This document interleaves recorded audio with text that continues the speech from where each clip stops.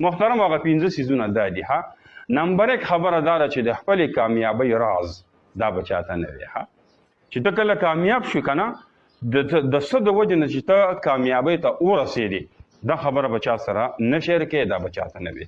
دویم نمبر خبره دا ده چې خپل ذاتی او د کور مسله دا بچاته نه وي.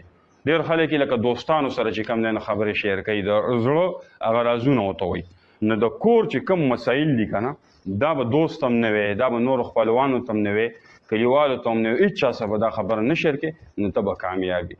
دریم نمبر خبره دا ده چې خوب بچاته نه وي. تا د شپې خوب ولیدو که نه هر څنګه خوب چې تا ولیدو نو دا به ګوره چا سره دا خبره نه شریکي چې کله پې ستا اعتماد و فرض که یو مولانا صاحب دی یو پاک سړی دی بیا ورته خپل خوب ووایه چې ښه تعبیر دله وباسي. څلورم نمبر خبره دا ده چې د خپل دولت سر دا به چاته نه وي. ته تنها